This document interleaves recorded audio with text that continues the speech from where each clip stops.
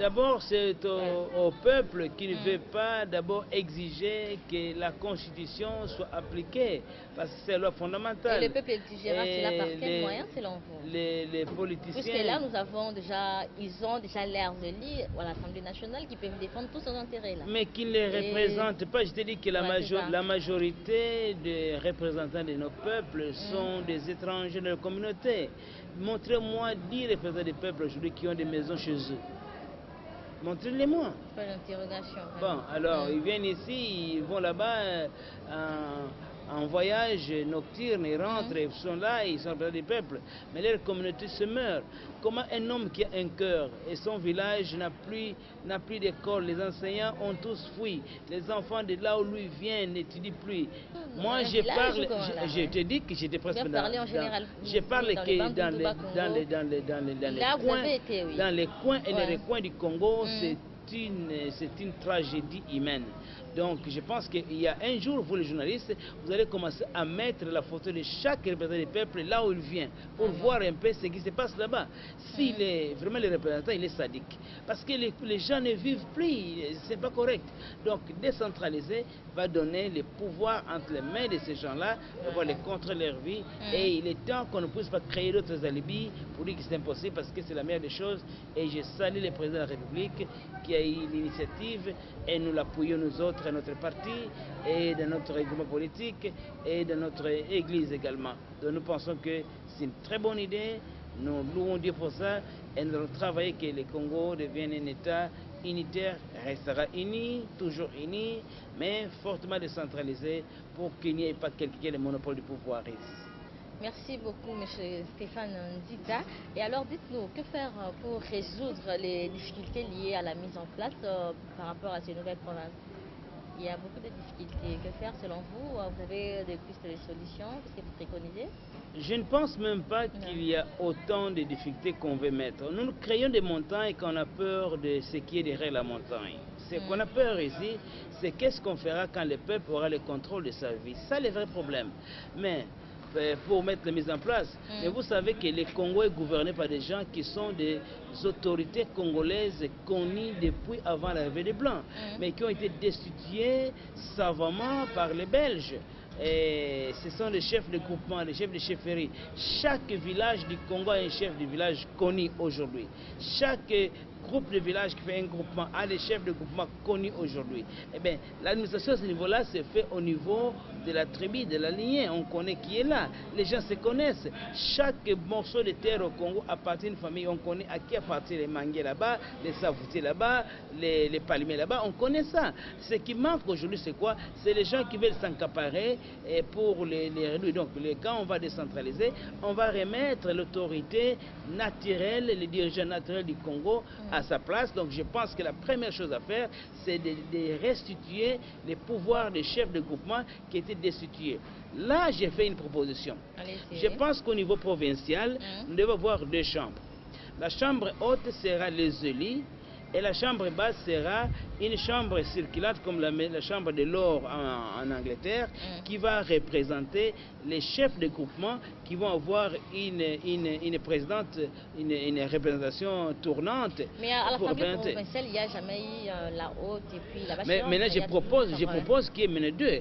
Qu'il y ait la chambre des gens qui seront élus et une chambre des chefs de groupement qui va venir d'une manière rotative. Comme ça, à supposer que vous allez prendre le territoire de Tchéla. Il y a 8 secteurs et chaque secteur a combien de territoires, a combien de groupements. Et bien maintenant, chaque secteur, dans un certain temps, envoie un enfant à la province pour représenter les besoins. C'est comme l'Union africaine ou l'Union européenne, une présence tournante. Parce qu'il y a des dirigeants congolais qui sont des dirigeants naturels qui sont là ignorés. Nous n'écoutons plus nos chefs de groupement, nous n'écoutons plus les chefs de village. C'est comme ça qu'on pense qu'il y a un grand problème. Non, le découpage qu'on dit là-bas est tellement facile si on va respecter ce qui est là. Mais nous continuons dans l'erreur commise par les colonisateurs quand il est venu d'abord destituer nos chefs, nos dirigeants naturels, et maintenant on ne pense plus qu'ils vivent. Donc on commence à prendre des autodidactes qui viennent de quelque part, dire voilà, moi je suis né dans tel village. Souvent ils ne connaissent même pas sa tribu d'origine. Alors seulement il faut remplir un quota et par là-bas c'est des polos et en route tu vas louer quelques enfants qui vont commencer à crier et il prend des photos, fait des bruits alors qu'il n'est parti que juste pour la campagne. C'est une honte. C'est une honte pour les gens qui ne vont que faire la campagne de leur village. Qu'est-ce que vous avez de telles personnes? Bon, ce sont des gens qui vont se retrouver. Parce que bientôt là, il y aura des élections provinciales. Mais ils sont déjà là en train de voir. Mais vous avez vu que pourquoi nous avons des problèmes maintenant.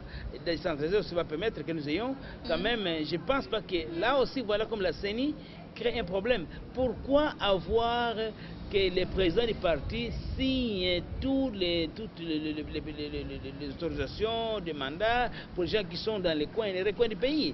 Alors qu'on pouvait même décentraliser, je ne vois même pas, on pouvait permettre que chaque province organise des élections provinciales. Est-ce avec quels moyens, chancelier? Mais ça coûtera combien? Ça voudra combien?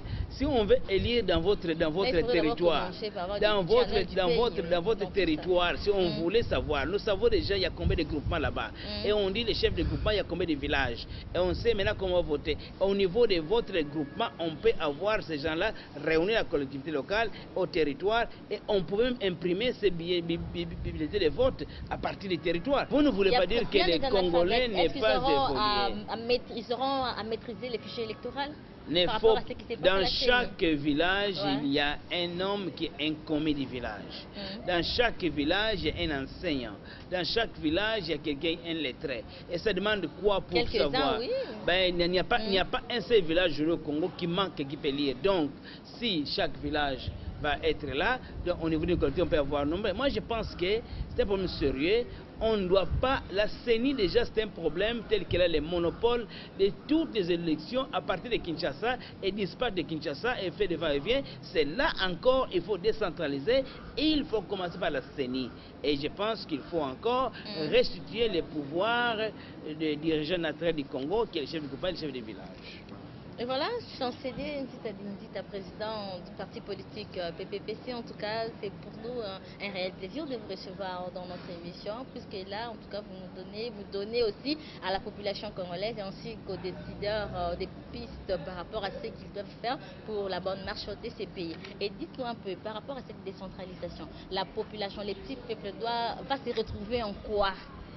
Hormis ce que vous avez dit tout à l'heure là, par rapport au contrôle du peuple par rapport à ses dirigeants. Il n'y a rien qui me perce le cœur que quand les gens parlent d'un petit peuple et un grand peuple. La Constitution congolaise dit que tout Congolais est égal devant la loi. Le fait qu'on n'est pas lettré, qu'on n'est pas docteur, on n'est pas un petit peuple. On doit avoir du respect aux propriétés du pouvoir qui est le peuple congolais. Et aussi, quel serait votre avis, puisqu'il y a de ces jeunes-là, par exemple la province orientale, qui demande à ce qu'il y ait report du découpage territorial pour diverses raisons. Et ces raisons sont aussi valables. Qui a fait le référendum à la province orientale, ça va qu'ils ont dit ça?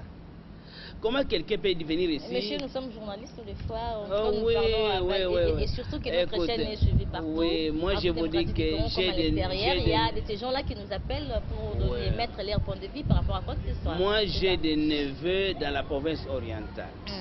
J'ai des nièces dans la province orientale. Les tous veulent qu'on puisse décentraliser. Je suis étonné que les gens parlent que là on ne peut pas décentraliser.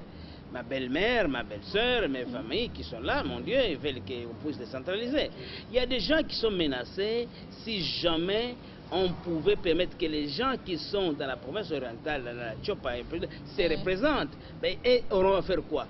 Il n'y a pas un seul Congolais aujourd'hui qui est content de voir qu'il y a une injustice flagrante entre les villages, une dichotomie inacceptable entre les villages et la ville. Ils ne sont pas d'accord. Quand ils regardent la télévision, la RTNC, ils voient les boulevards. Mais lui regarde son village, les ponts qu'avaient laissés les Belges, est même parti. Et ils sont en train de faire le tchoukoudou pour marcher dans les Kivu. Ça, c'est pas sérieux. Donc je pense que les Congolais veulent avoir un partage équitable des richesses du Congo. Tous les coins du Congo sont riches. Mais qu'est-ce qui fait que les autres travaillent pour un petit groupe qui se retrouve? Les gens des coins et des recoins ne se retrouvent pas et ils demandent la décentralisation. Tous ces acolytes de la centralisation se voient menacés par les intérêts égoïstes. Je n'ai pas vu, moi, un groupe de Congolais non manipulés qui dit qu'il ne veut pas la décentralisation. Oui, il y a des gens qui les manipulent. J'entends quand on dit cela dans les Kasaï orientales, où nous avons une bonne représentation, que ce soit l'Odja, que ce soit le Befou, nous avons des gens là-bas. Mais les gens à qui moi je parle, ces gens-là veulent la décentralisation. Chancelier, peut-être une question de curiosité. Nous vous recevons, vous êtes un natif, puisque un notable de la province du Bas-Congo. Dites-nous un peu, pourquoi votre province n'est pas découpée? Oui, c'est une question intéressante. Hein? Je pense que quand vous regardez les Bas-Congo, c'était par sagesse qu'on a pensé qu'on n'a pas découpé tout parce qu'il fallait découper tout. On n'a pas eu des provinces qu'on n'a pas découpées, qu'on a découpées. On a eu un pays qu'on a dit, voilà, nous allons découper là-bas. Si vous m'avez posé la question, où était la province, où était le Congo central dans le temps? Vous aurez compris que ça ne prenait pas seulement, écoutez, hein, il faut vérifier ça. Hein. Donc je pense que la province du Bas-Congo, maintenant Congo central, a bénéficié d'abord la chance d'avoir été déjà réarrangée, que vous avez la capitale qui a quitté, et Bandundu qui est venu de l'autre côté là-bas, ainsi de suite. Dans les temps, c'était presque même peuple. Pourquoi cette avance par rapport à tant d'autres? Non. La décentralisation n'a pas commencé maintenant, vous savez. Nous n'aurons pas eu Maniema et les Sud Kivu, Nord Kivu. Oui. Donc on a déjà commencé. Mobutu avait commencé à faire ça de manière échelonnée, c'est-à-dire commencer à faire. Oui, professeur Bunda, oui, le professeur Bunda, actuellement à la Cour constitutionnelle. Mais quant à la mission du territoire, il a marqué ces pays. Et maintenant nous allons le voir quand il est à la Cour constitutionnelle, qu'est-ce qu'il va faire. Parce qu'il a laissé des marques incroyables quant à l'organisation structurelle de notre pays. Et je pense que ce qu'il a fait, il a l'expérience. Et nous sommes fiers que maintenant il est à la Cour constitutionnelle pour trancher les questions de la constitutionnalité.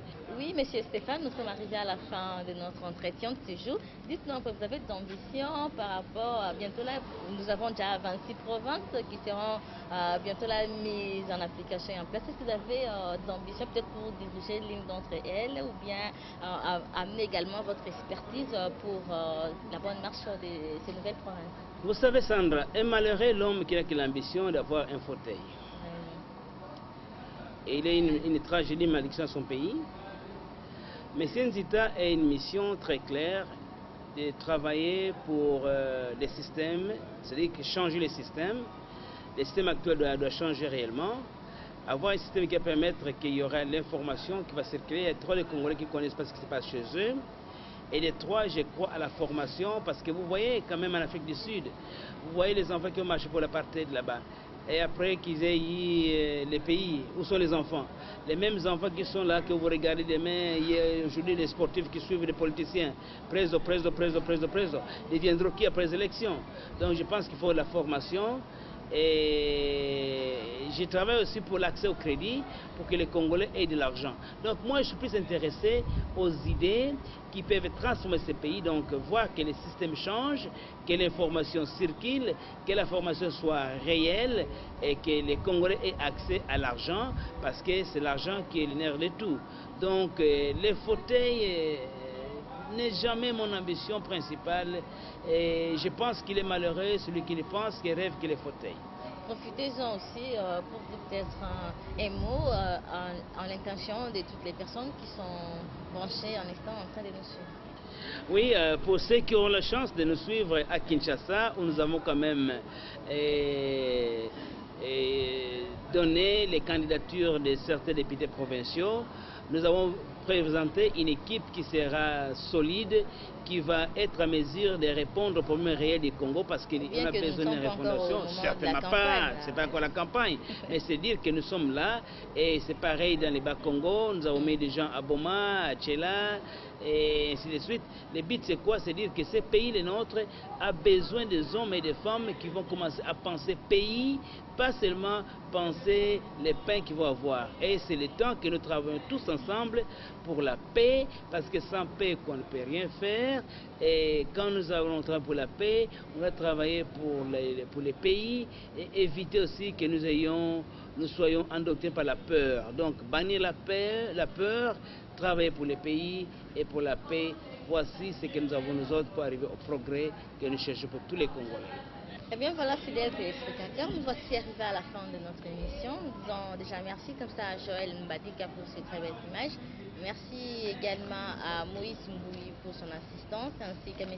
Jean-Paul Ndjadi pour son assistance également. Prenez rendez-vous avec nous la semaine prochaine pour un nouveau numéro de l'émission Que dites-vous. À très bientôt.